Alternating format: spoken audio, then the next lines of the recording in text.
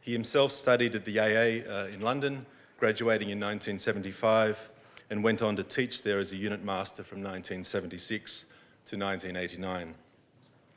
In 1990, he moved to Japan, opening his architectural office in Tokyo to work on his commission for the Grasslands Agricultural Institute, a project for which he would ultimately receive the highest award bestowed by the Architectural Institute of Japan. He then designed a string of other equally accomplished and awarded buildings in Japan and other countries. He could have very justifiably chosen to speak this evening about his own architecture, but he's instead decided to dedicate his talk to a reconsideration of the architecture of the enigmatic British architect James Stirling.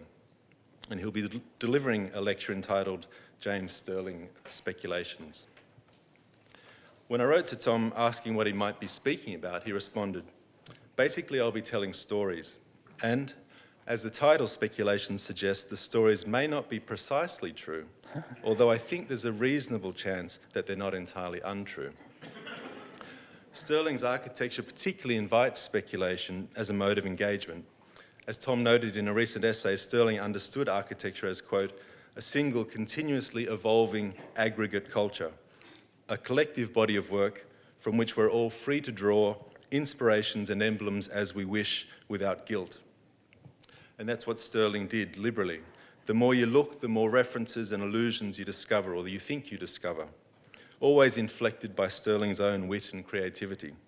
We know that architects like Schinkel and Le Corbusier have a presence, but Stirling cast his net much more widely.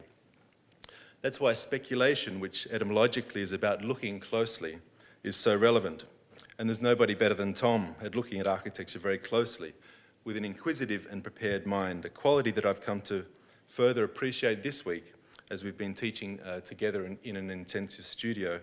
And Tom's given a series of talks to our first year double degree architecture students, mostly on canonical buildings that I thought I knew quite well. But every time he revealed things at play in the architecture that made me see these buildings in a new light. This evening, it's James Stirling's turn for a closer look. He was an at times irreverent architect, one of learning, daring, and charisma. So we'll be hearing stories about Big Jim, James Stirling, from Big Tom Heneghan. Tom.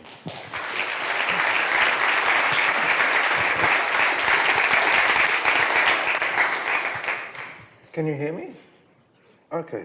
Thank you, and thank you very much, Ross and Simon, for being with me this week, and thank you for showing up. And please forgive me, it is true, this is not a history lecture.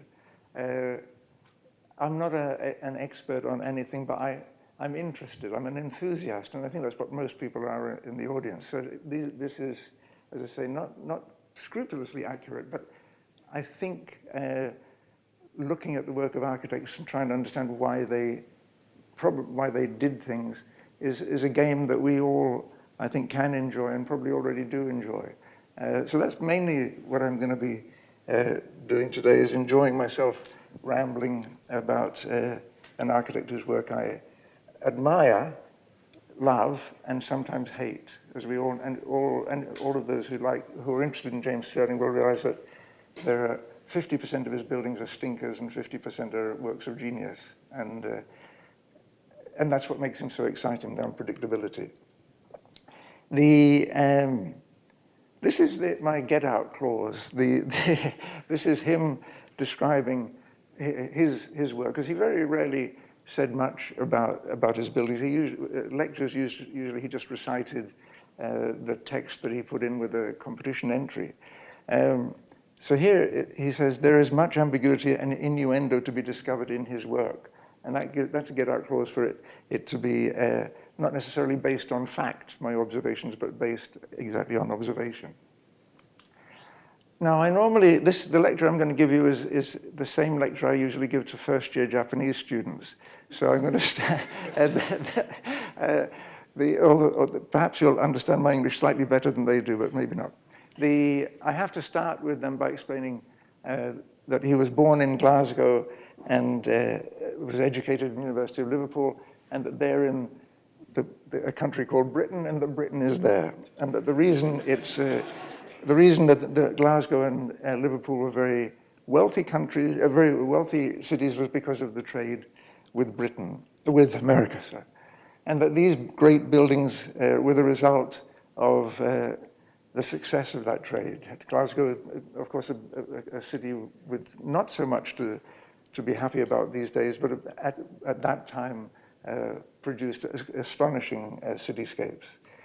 The money that they brought in, that the industry brought into them, resulted in gifts to the people, buildings that were, I think, raised the standard of living for all people in the city. For example, the People's Palace in Glasgow, in a city where it's always cold, miserable, rainy, or snowing, and you go in there and it becomes a tropical paradise for a while. But a beautiful building, one that Stirling would have known in his youth. Or in Liverpool, he would have known this building, the Picton Reading Room, with you know, those of you who know Stirling's work will know where I'm heading to now. This beautiful library with radiating bookshelves was another gift, say, to the people of the town. The Liverpool University, where he studied, was the first, what's termed red brick building in Britain, and the first one which was not based on its great history and traditions, not built in stone. A red brick university based on science. And that, again, of course, was possible because of the wealth of the city. And all of these things, these good things, were based on the proceeds of these places, the factories in which all the wealth was generated, and the cities were surrounded in the center were the beautiful buildings we've looked at. Around the edges were the industrial buildings which provided the money to provide those great buildings. In Glasgow, for example, the shipbuilding industries were the source of huge profit. The strange coincidence of a small residential street and a massive liner being constructed at the end of the street, the strange distortions of scale and form. The success of the Liverpool docks, which are a place which particularly Stirling was committed to. He got a permit for 7 years to have access to the secure parts of the Liverpool docks at all times, and spent a lot of time photographing, drawing, and studying the buildings of the docks. But the creator of the Liverpool docks was this man, Jesse Hartley, a strange man, an engineer, not an architect. He was the one who planned and then designed the buildings of the docks.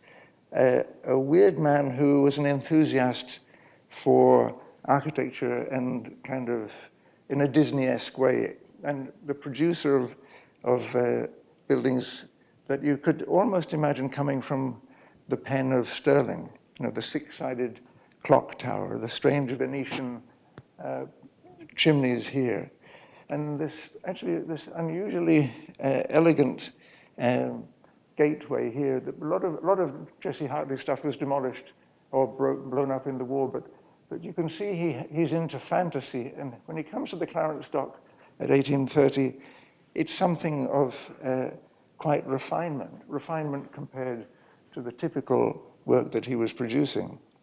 And here's the first speculation. This was built in 1830. In 1826, the place was visited by Schinkel, Carl Friedrich Schinkel, who would go on to become Stirling's particular hero, but who was, who produced buildings, neoclassical buildings of this type at all times, with great skill.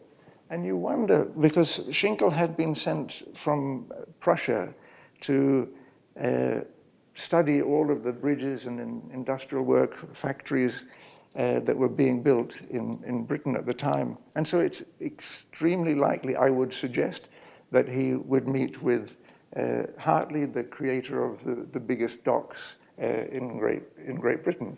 and that there might have been some kind of exchange of ideas. Certainly, Schinkel went on to become the creator of this building, the Altes Museum in Berlin, which then became the main influence for the design of the major buildings of Stirling's second part of Stirling's career. James Gowan was the partner of Stirling for a long time, and he spoke about the buildings that they would go together to visit, to try and find a language that might be generated from within, say, the climate or traditions of Great Britain. They were particularly interested in the Tobacco Dock, Nunney Castle, Westermill Castle, and St. Enedoc's Church. And I think these buildings here became the source of buildings which are completely different in program and scale, but in which the architectural idea was elaborated. For example, the Tobacco Dock at the top, you can see the tall tower with the hexagonal tower. You can see a chimney here, strange gateposts. And we come much later to the architecture of the Berlin Science Center, and it has a lot of those elements. My speculation too is that this building was very much influential on the design of this building. We know for sure that Stirling could take a nunnery, this building by Louis Kahn, and be inspired by the plan of this, to create the plan of this, and disregarding the program or scale or height of this, just taking the idea of a frame, a building in which there's a frame into which are inserted a collection of other buildings of other types and forms. We could speculate, but not very well perhaps, but that the Westermill Castle was a source perhaps of the big drama at Stirling Stuttgart project, but I'm fairly convinced that Enedoc's Church, the boundary, the hedge that bounds it, that creates a territory around a kind of sacred center, I would stake my life on it that this is an influential form, an architectural idea taken and developed by Stirling and Gowan in their competition entry, because they had visited this. This is one of the ones that Gowan named as the buildings which influenced, that they visited and found influence in. Okay, Big Jim. Everybody, that was all you needed to say to know which Stirling or which Jim you were talking about. He was a big man, loud, big man in terms of manners, everything. But there was a time before he was a big man that he was a small man or a thin man. And he was, of all the unlikely things, he was a parachutist in the war, but even more than that, he was one of a group of genuine heroes. His particular role was to be among the first group landing in France on D-Day. They landed by glider, and they had to take this bridge, or the D-Day landing would not have been a success. So he has a history of having to go up against very difficult situations and be determined to succeed. And I think that attitude, I knew a few of the architects who'd been active in the war and then developed their later life as their career as architects, for instance, Smithson's. And those people were not people who would take things easily. They would not back off. They had been through a terrible war, and they were determined to make something positive in response to the disasters that they'd been through. And this became the era of the angry young man, the angry writers, the angry actors, the angry artists, and of course, on the right-hand side, the angry oh, crikey, the angry architects Stirling and Gowan. The first building, I think, shows anger. This is the Leicester Engineering Building. Gowan described the inspiration of this form. Ah, crikey. These lecture halls described the two lecture halls sticking out from each other at 90 degrees as being sourced in the painting by Picasso of the woman's face, a face that is looking two ways simultaneously. And in as much as that was a disturbing image, they wanted to create the same notion through here in the engineering building in an image which disturbs the status quo.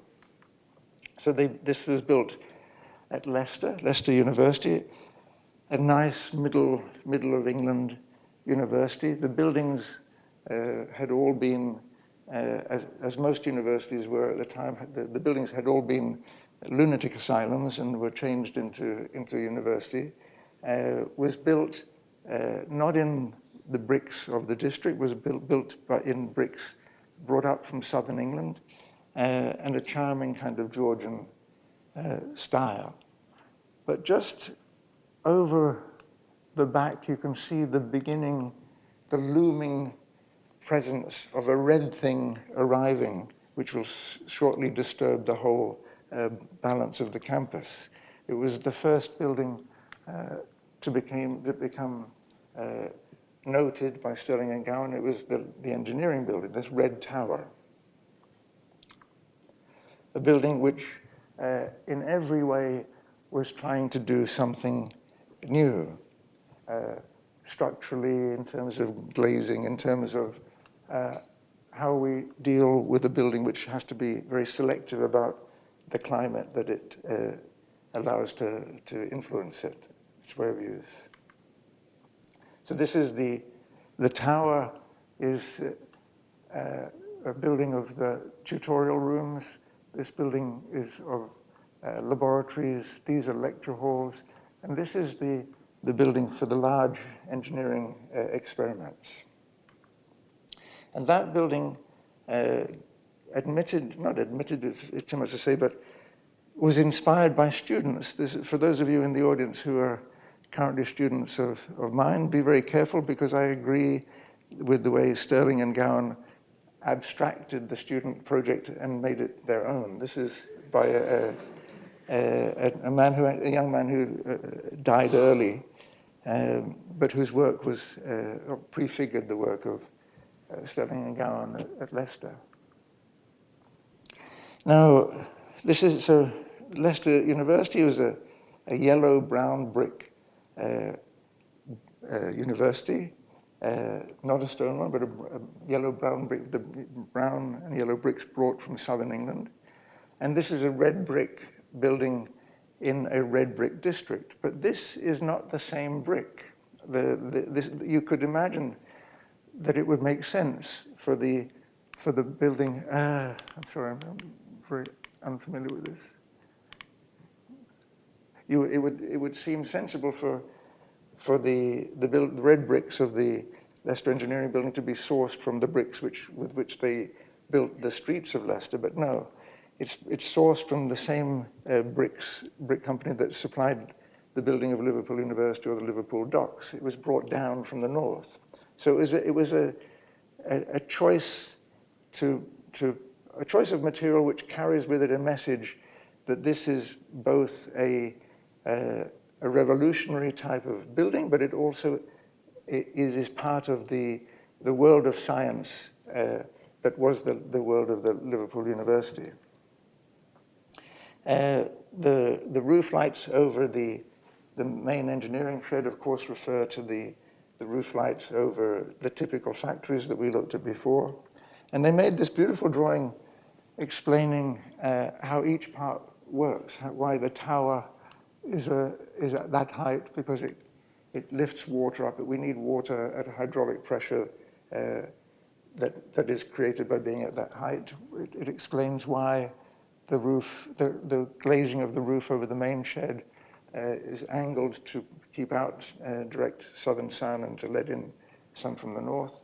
It shows how machines were lifted up into the upper labs or brought into the main shed. So it's a very beautiful and unusual drawing. I think we don't make this kind of drawing anymore. I haven't seen for years, but it explains an idea of function. So it's an expression that architecture is not necessarily about form or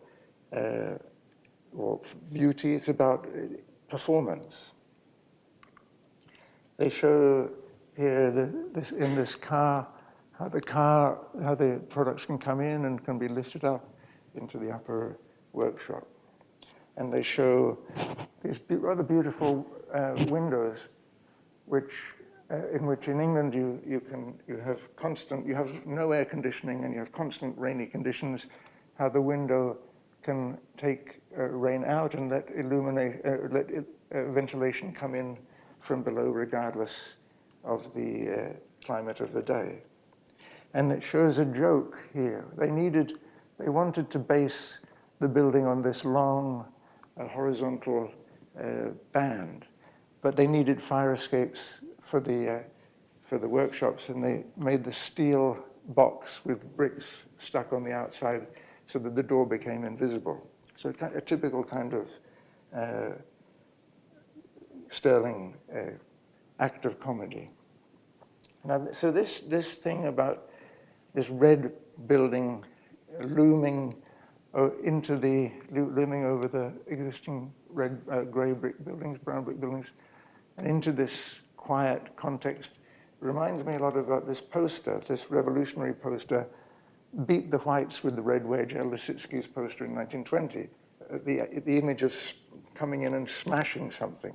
And I think that was really part of the feeling that Stirling and Gowan had when they had this job to insert the engineering building there. You can imagine there are relationships between the form of the revolutionary building by Chernikov and Stirling, or this looks very similar in attitude and similar in form to the work of Stirling and Gowan.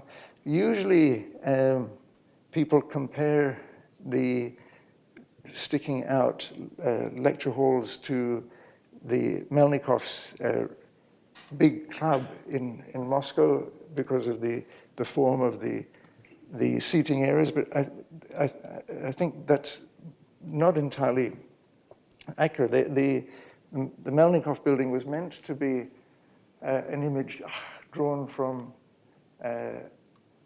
the form of gear wheels. And I think it's possible that Stirling's influence was not from that, but was from this smaller building, this tobacco industry pavilion at an expo in Moscow, because it includes both all of the strange forms and the spiral staircase that we find at the back of the lecture hall in Stirling's building.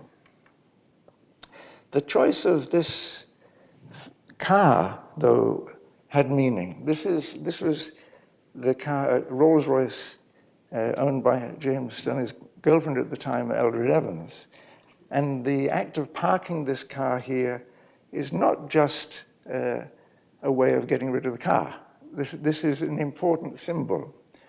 It refers across to, of course, Corbusier's tendency to park his own car outside his latest project, the Wiesenhof, the Stein, So when Stirling parks that car there, it is not an innocent gesture. It is saying, my buildings are up there, my buildings and me are up there with those buildings by Corb.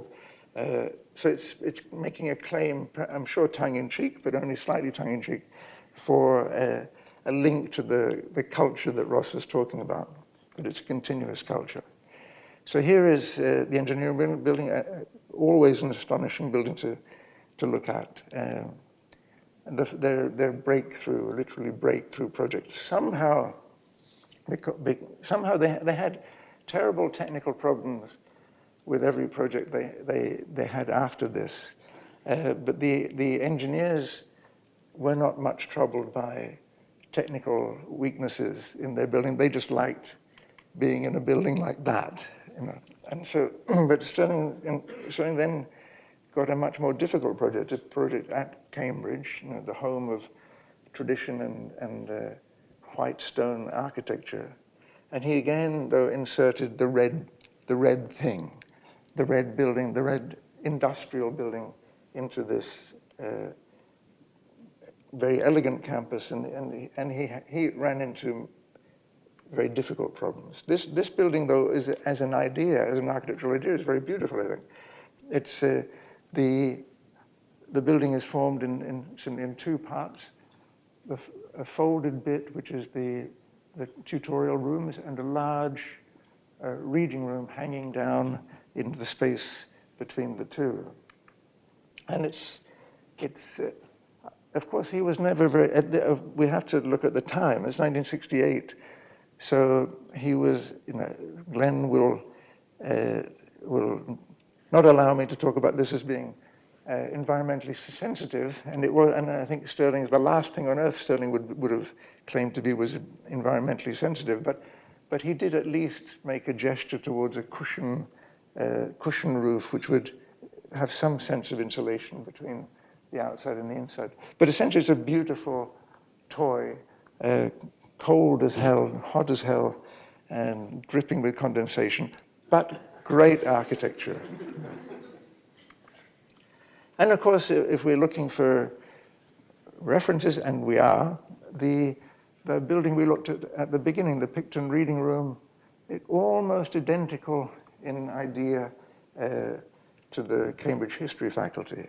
And if we extend the speculation even further, the building in Glasgow, the People's Palace, also reminds me very much of the form of that. So I'm not suggesting that he copies these things, but that in his head was these ideas were floating, waiting for the time that it would be appropriate to use.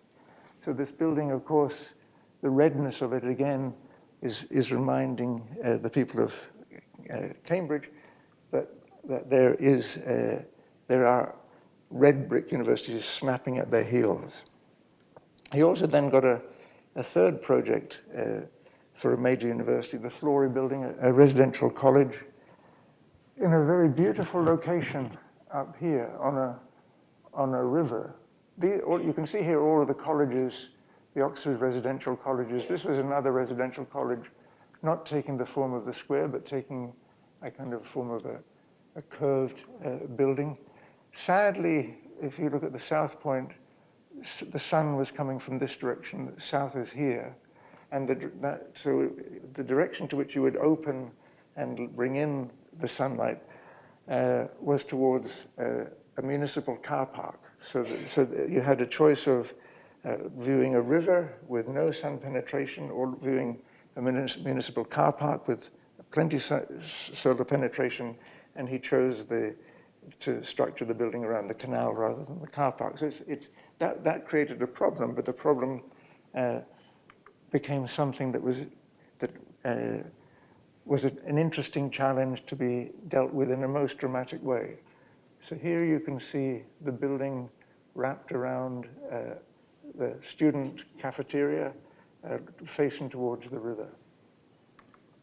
And to get that sun into the sun on the south side with the municipal car park here, to get the sun into the courtyard, he leaned the building back, just lean it away and let the sun come down into this space. So that gesture, I think, is astonishingly dramatic. And you can see them here, how these buildings are leaning back to bring the light over the top.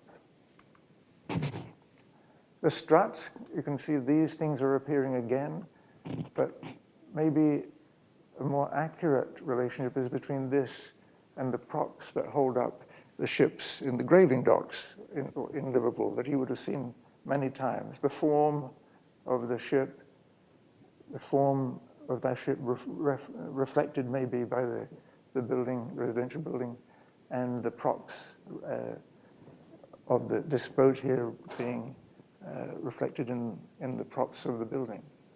in a way, this building by Melnikov, which is always compared with the engineering building, is slightly more, I think, related to the Florey building. And if we stretch the story even further, if we look at Tatlin's Tower and the angle that it's at, 23 or 66.5 degrees towards the sun, the same angle is the prop that holds up. Now, yeah, of course, David, I think it's ridiculous to propose this, but by coincidence, and you can imagine Stirling chooses to have a prop, and he's got to decide what angle. So what angle? Same as Tatlin, you know. So it would all fall into place.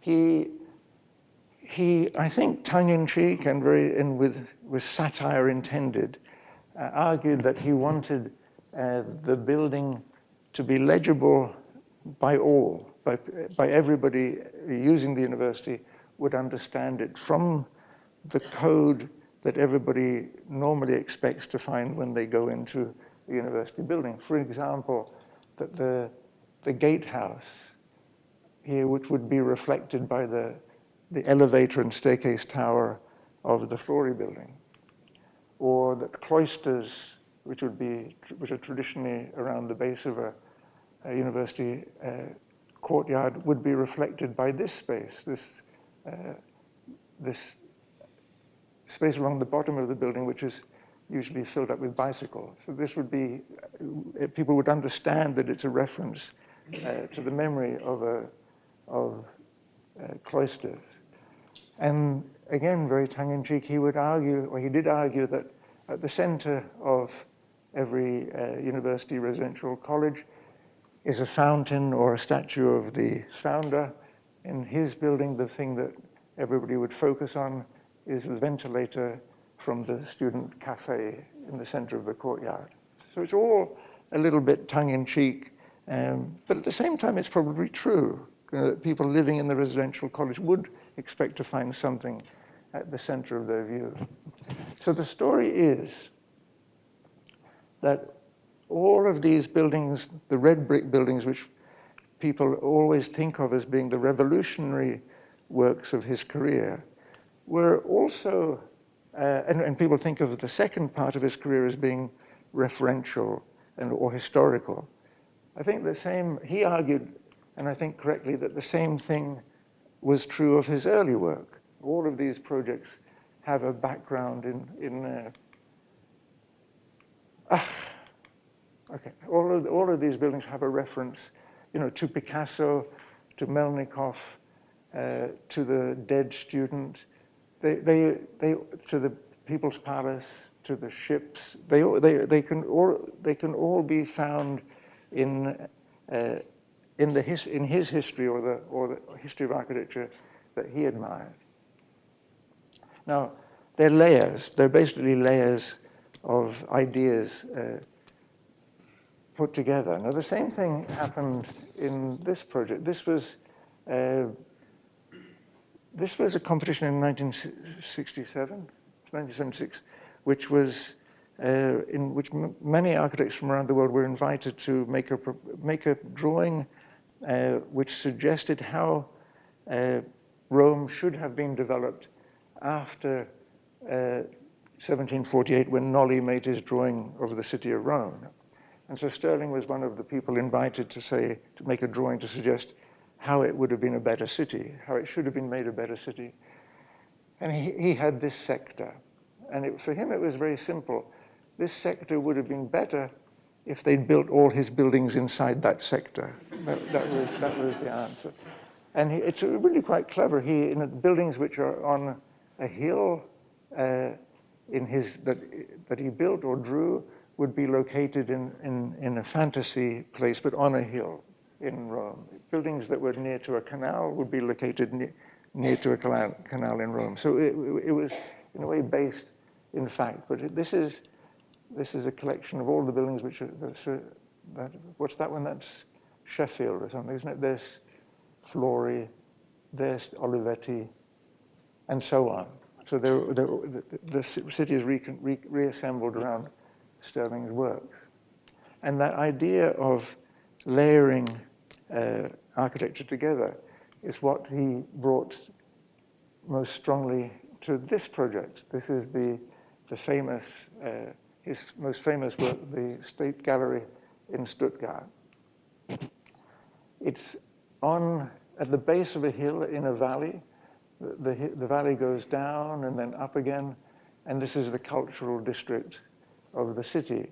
This is the early State Gallery, a building which had been accessed by an axial route, but a highway had come through, and they needed to make another access for it. And that new access was to be included within the extension. So this was the primary building, and this was the secondary building, the support building. This one had to defer to this building. And at the same time, it was required that there be a route across the site from people on the upper hill to be able to walk through the site and come through to the cultural buildings and gardens on the other side. It was obvious that there would be, one of the main issues would be the change of level. This was quite a steep slope, and the movement across the site on how to integrate that building into the sloping site was an issue, an obvious issue. And it was obvious that the issue would involve ramps and the movement of people across its facade. Now, Brian Hatton, who's a historian in Britain, who is from Liverpool, made the argument that Stirling may have been familiar with the idea of this large change of level because of the cemetery that Stirling would have known, St. James Cemetery in Liverpool, which has pretty much the same scale and same drama as the Stuttgart building. Or it was one of the first things that Stirling studied when they were developing the design was the Temple of Fortuna in Palestrina, this old, very Roman temple. And he made these drawings.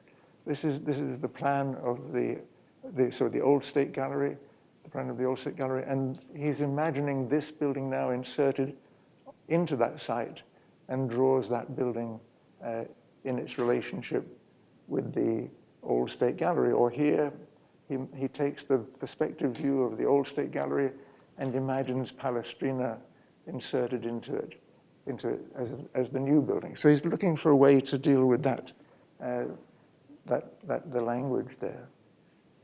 In terms of simple form, you can see from these lines, the front of the building he pushes way back to defer to the wings of the old State Gallery, and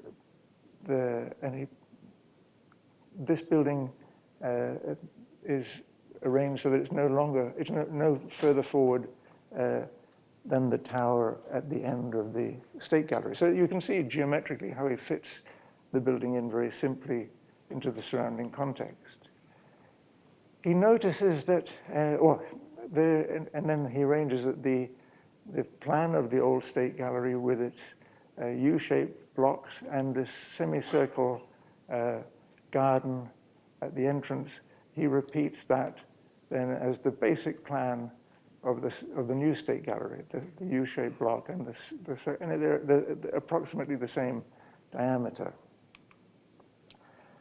The center of that circle, though, is this, an equestrian statue of somebody of no particular importance, but Stirling sees it as an important element of the urban form, and he repeats an element here, but it's not an equestrian statue, it's this pavilion. This thing is really the marker of the point at which you decide how to move through the site. It's the door to and from the car park. So anybody coming from the car park or coming from the bus, going to the museum or going across the site has to pass underneath that canopy. So it becomes a very important but very simple thin steel structure. You can see, but it is the thing which leads you up the slopes to the top, to the entrances. So here the normal entrance of the museum is axial, but then moves sideways and then comes in to the building and goes up and around the museum and then into the old State Gallery. And that's a nice thing to do. It's an unusual thing to do, to enter a building of this importance on axis and then to move over so far. But I think what he is doing is trying to make a public space here which relates to the facade of the old State Gallery. It includes the old State Gallery in the view of, or in the facades around that space. Now, Colin Rowe made an interesting argument about architecture in contrapposto, this word here. He argued that in the old days, in the days of kings and emperors and so on, both architecture and sculpture could be of this type. You know, or if you see a statue of Henry VIII, Henry VIII is standing this way, a symmetrical position, a kind of a totally all-powerful position. But in modern architecture, he argued, we must stand in contrapposto. Our buildings must also be in contrapposto. It must not claim the center. It must be always off-center. Here we had the right of God and emperor. Here we are now a democratic state, and we must not try to claim the center line. So that's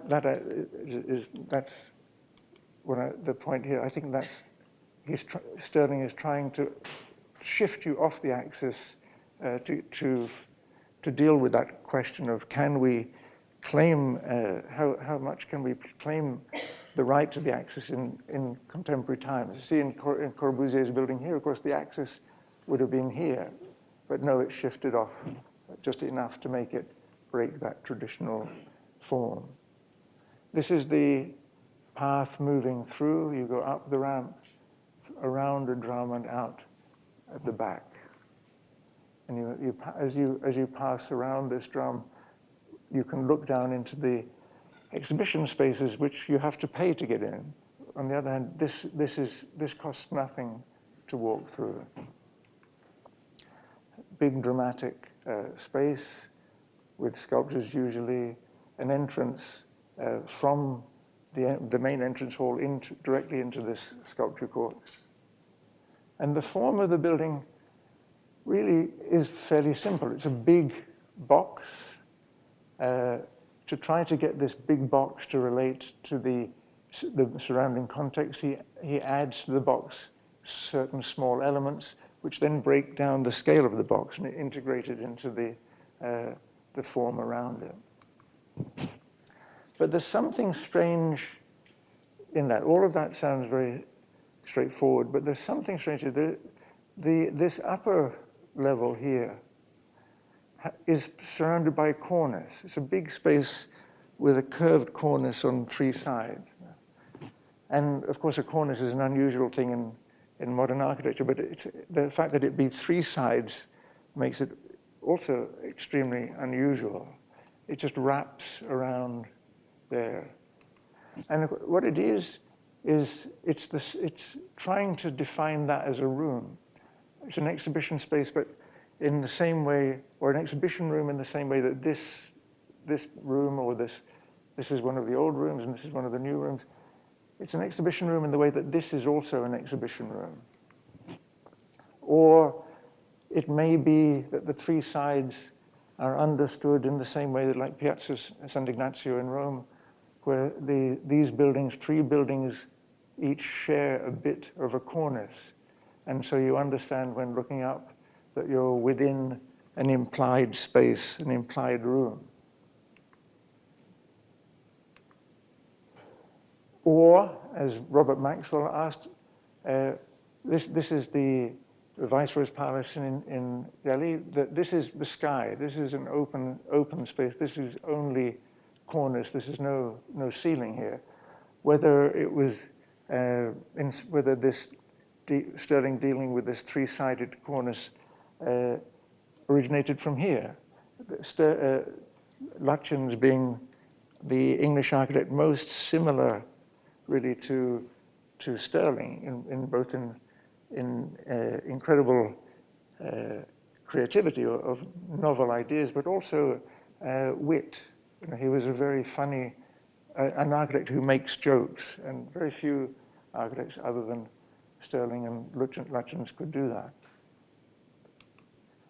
But the cornice is not just a cornice that it is both a continuation of the cornice form in the gallery spaces below, but it also is actually technically describable as an Egyptian cornice, and taken typically from the Temple of Dendor. So this, if we have to call it anything, we would call it an Egyptian cornice, which means then we should look at other places. For example, if we look at this wall, we look at that window, we would say it's a Romanesque window.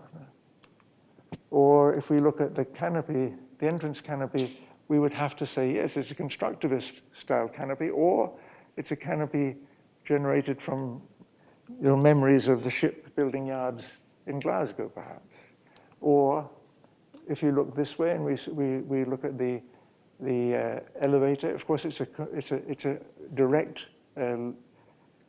commentary on industrial coal mining elevators.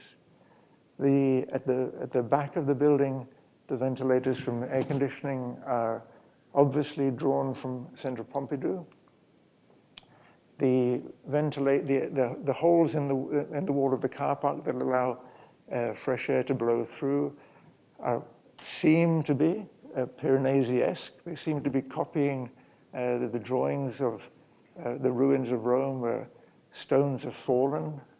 And in this case, these are all genuine blocks of stone, but these are veneer, only very thin. So it's just a game, a little joke about how you transform a mundane necessity into something which is part of the culture. If we look at the drum, we could say, as we said before, it could be, again, based on drawings by Piranesi, or it could be based on Restomel Castle, the place that Stirling and Gowan visited many times. And if we look at the building at the back of the site, this building here, this is the library and office building of the State Gallery. And it's of a certain kind of early modernist type. And that is sitting over here, the State Gallery is over here.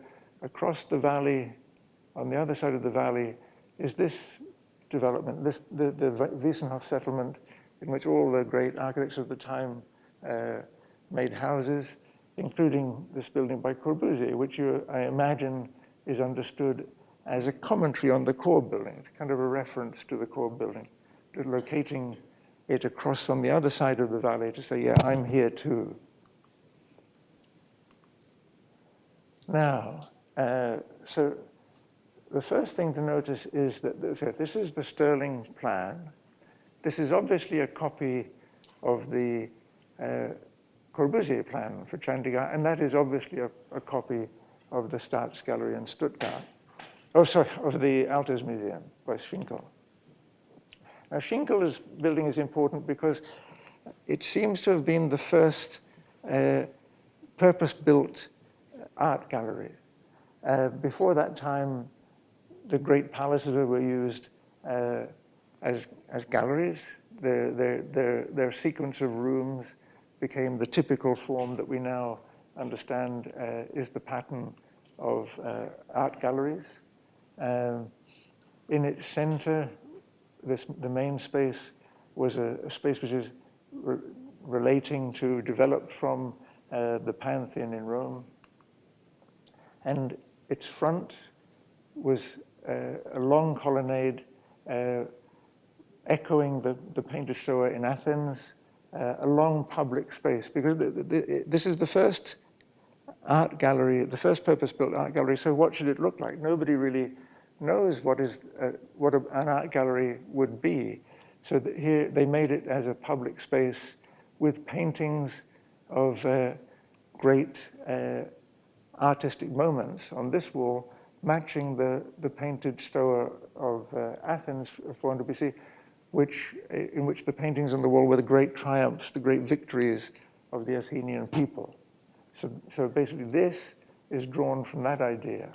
And then this is drawn on by Stirling when he creates the facade of the State Gallery, which is a collection of these things we've seen, the Romanesque window, the modernist building, the Egyptian cornice, the constructivist canopy, and so on. All of these things occupy this space, and that is a kind of gathering point for the history of architecture in the same way that the colonnade of Schinkel was a gathering place for the examples of great art throughout history.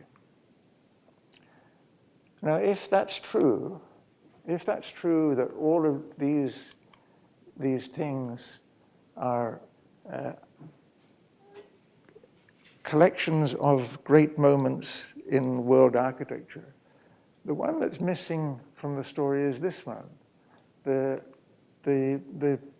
pavilion that you have to pass under or through to enter the building. It has no obvious reference except that this one, except that this may be where Stirling is referring to the primitive hut. There is no decoration here, there's no art here.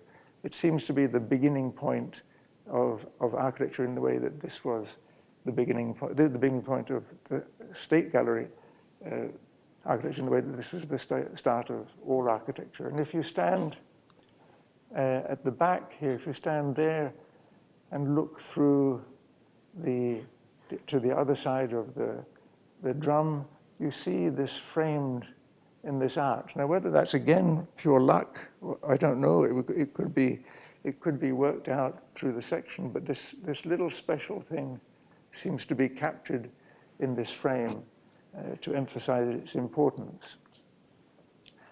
Now, let's see. We know about this. We know about the circle of grass. It's now been changed, but the circle of grass in which there was the equestrian statue. And we know that that is related in position to this little pavilion that we just looked at, the primitive hut.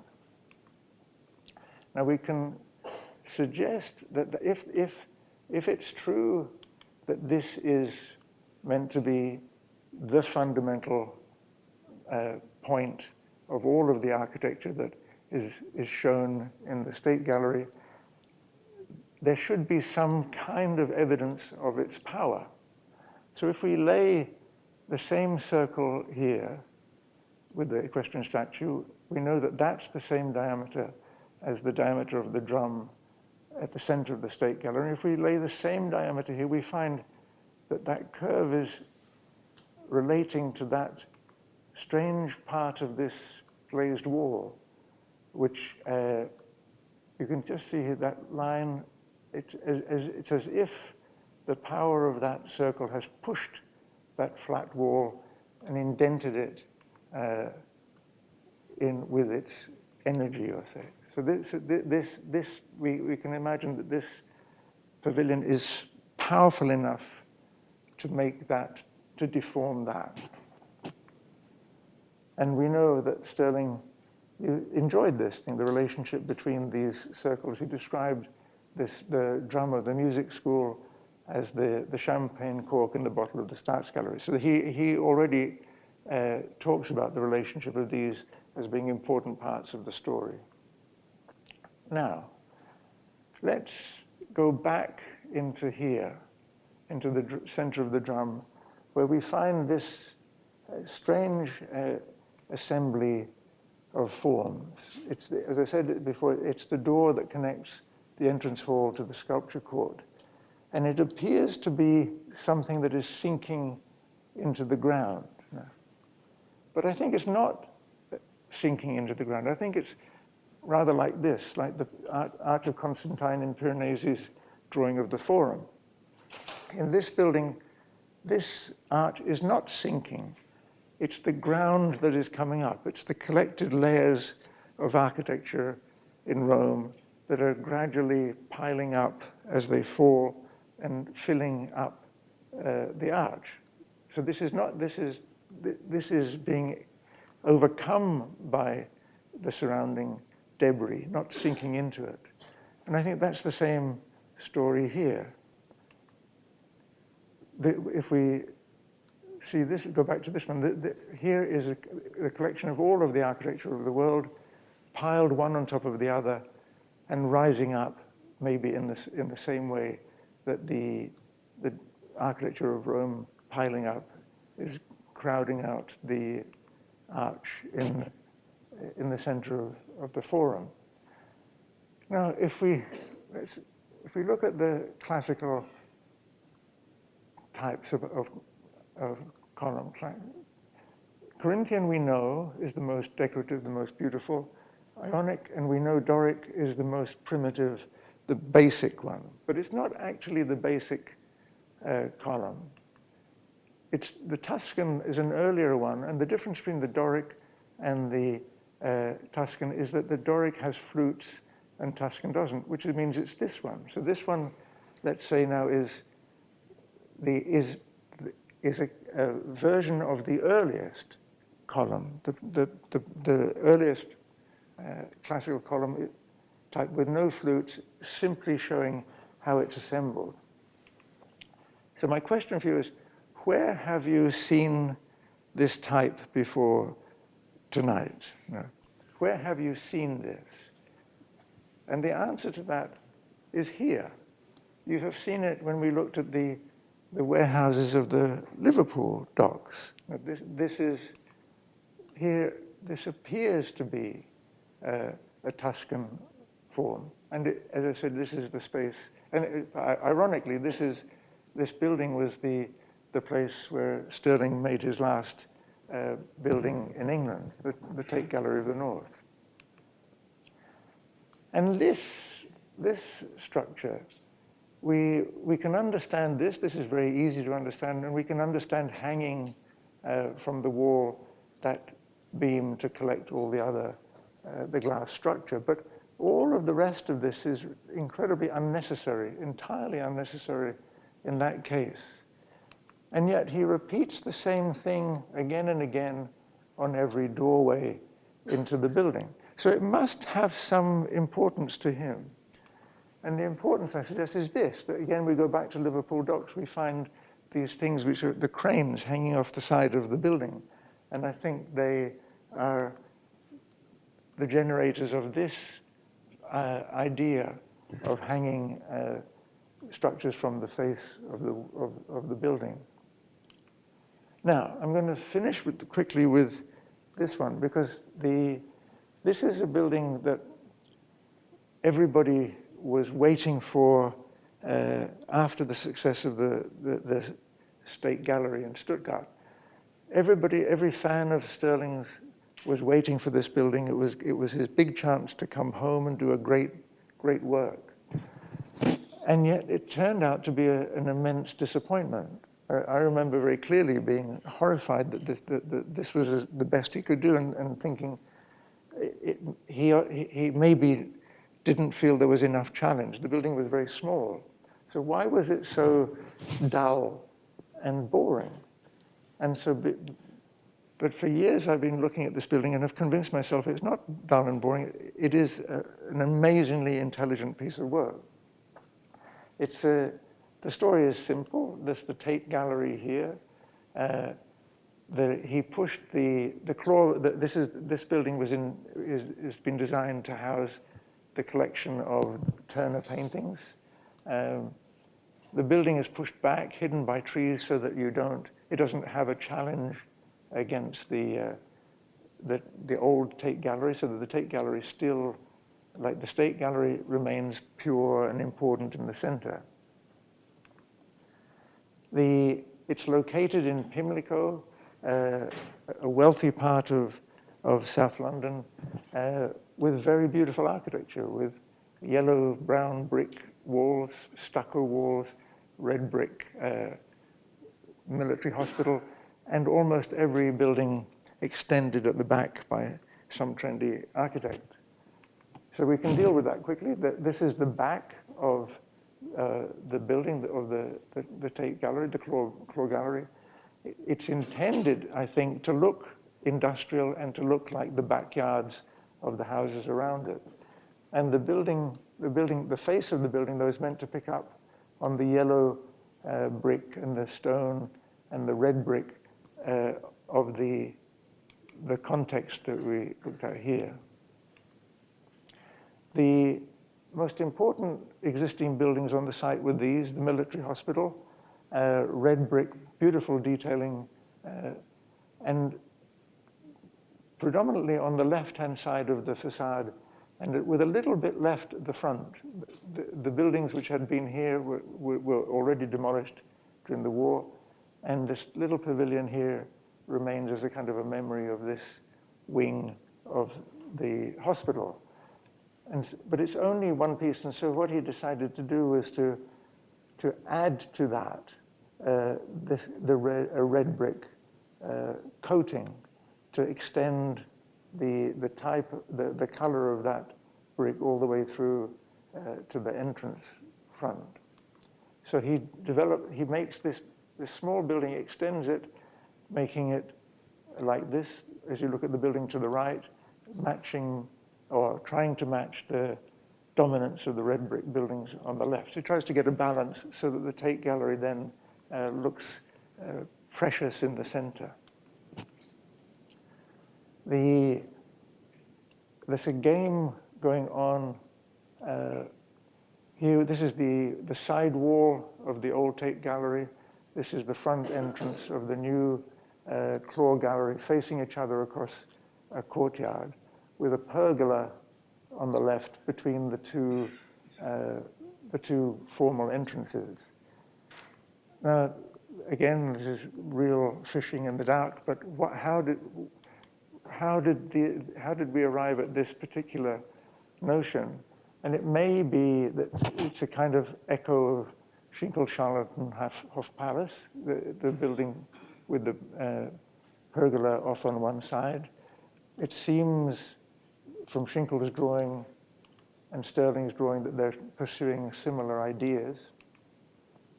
But the easiest one to compare it to is Aspland's law courts at Gothenburg, where an old building is extended, and Aspland covers the building, creates the building with a grid of white stone, and then infills those panels. So it's very similar in principle to this. But the truth is, it's very different. This is not a grid in which the grid is a structural element. The grids are cut wherever Stirling feels he should cut them. Things cut into them.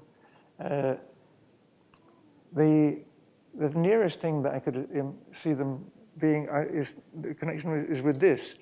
These are Stirling talked about how he arranged this pattern so that if you unrolled the elevations, you wouldn't be able to know where the corners were. By folding it out, you got no hint. Here this square turns the corner. Here it's cut. There's no here that's shorter than the regular dimension. So it's not clear. You wouldn't know which was the side or the front.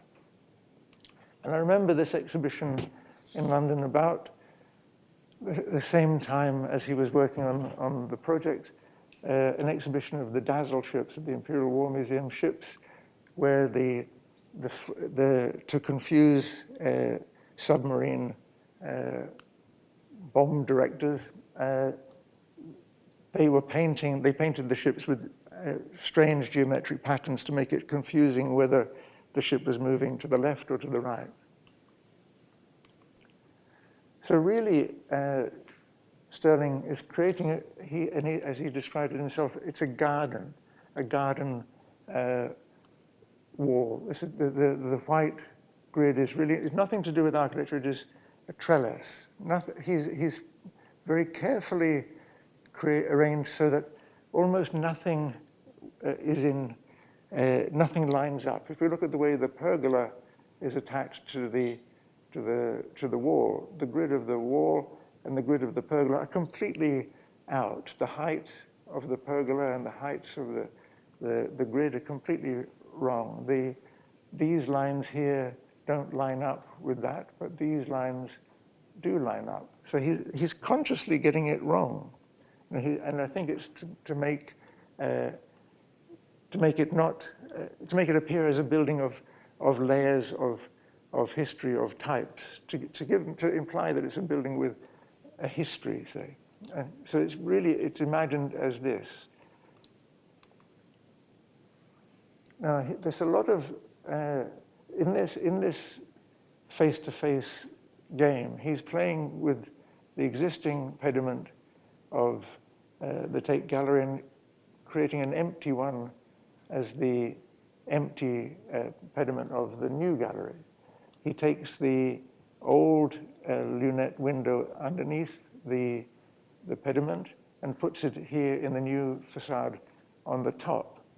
So here he's clearly playing a game with architectural form. And John Summerson, for example, discussed how these lunette windows, this lunette window was based on the Newgate Prison famous lunette by George Dance or by Soane. But I think that's not the case, or by Ledoux. Summerson also thought it might be based on Ledoux, and that would make sense if Stirling had used this window as the base, because that facade had been drawn by Turner, the gate to Paris. But it's different. It's a different window entirely. That window is as close as you can get to this window. This is, again, a building by Lutyens, and it is a domestic building. It's deanery garden.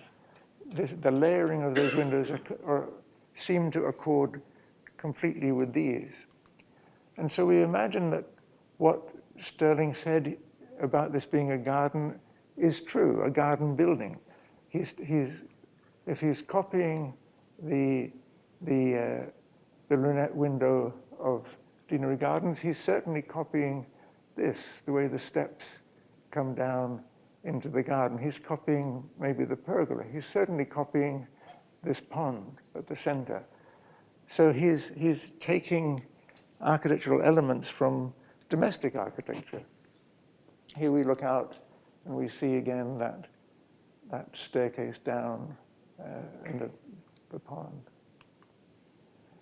Now, if we look at this building again, we can see that the easiest way to understand it is as a yellow box onto which is placed a white stone grid, and into that grid are placed red bricks.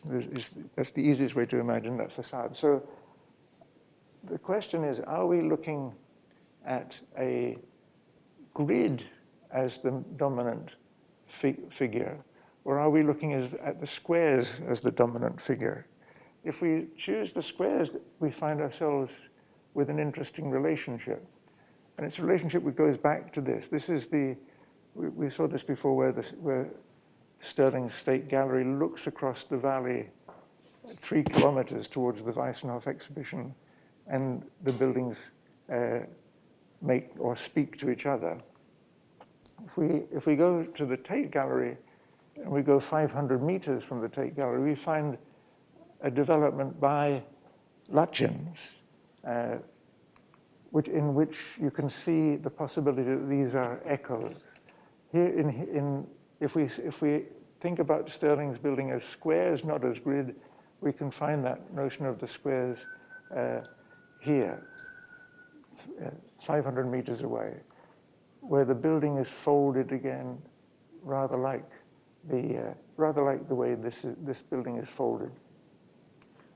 Okay, so the argument is that Stirling drew on inspiration and examples and precedents from these three, and that was the foundation, and the contradictions between the architecture that these three produced is the foundation of Stirling's own invention. Now, I put this up here. This is a terrible thing to do. I'm not trying to sell you this thing, but there was we published a book, a magazine. The Japanese magazine Eipashu put all of these things together in June of last year. Was it? Anyway, in recent years. If anybody is interested in seeing better illustrations or more information about them, about this analysis, please go to the library or even buy one. And most of the stories are in there. So I'm sorry, I'm very stuttery tonight. Sometimes you can be in your body and not be able to control whether it's relaxed or it's stressed. I'm stressed tonight. It's the drama of being back in this school. So I've never been so stressed before, so I apologize. But all I'm saying, would like to say about Stirling is that he was fascinating. You know? You can hate the forms of his buildings as I do in many of his buildings, but you can be inspired by the way he created the idea. We've been through now a lot of buildings, and we've talked not about form, really. We've talked about influences that he may or may not have drawn upon. And I think that's so interesting. If you open a magazine, an architectural magazine these days, the possibility that there might have been a background story doesn't exist. You know, you don't look at a lot of contemporary architecture and say, now, is that part of the culture that I'm part of, or is that part of where did that come from? It's assumed in many cases that the architect is some kind of god or a source of magical invention. And Stirling kept arguing again and again that no, all I'm doing is trying to find something relevant.